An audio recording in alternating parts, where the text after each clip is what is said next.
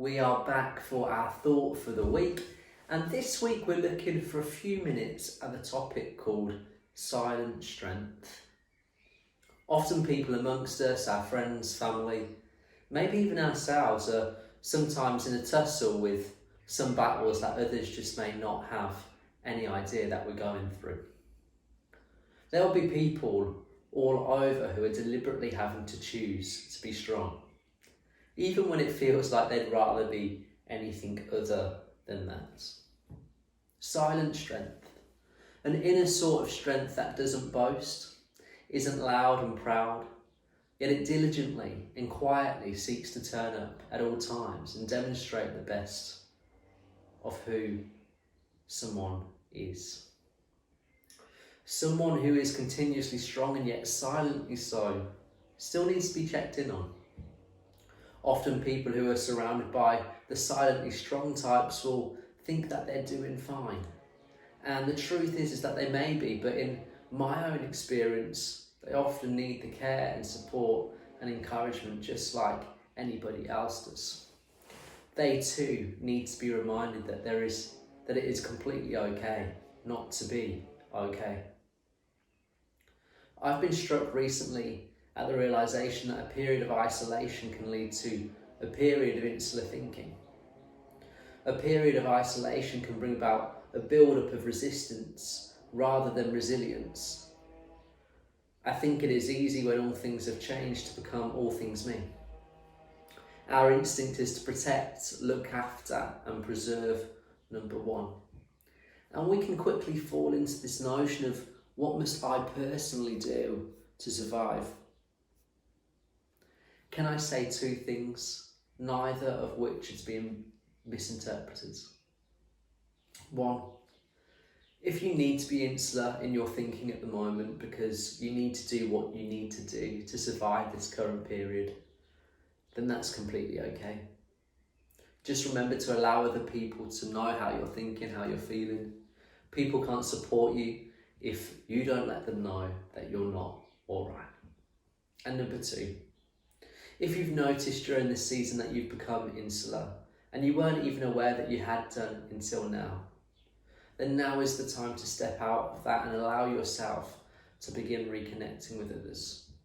I'm not suggesting that you break social distancing regulations, but what I am suggesting is that you begin to reconnect with people around you to help integrate you back into a rhythm.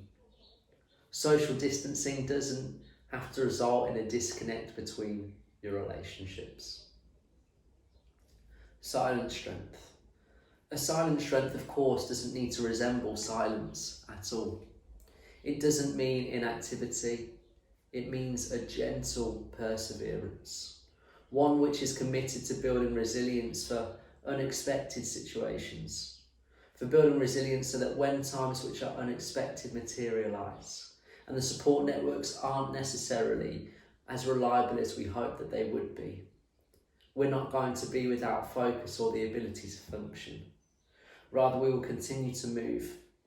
We will continue to take things in our stride, the good, the bad, the indifferent. Strength isn't wrapped up in a particular package or size or personality.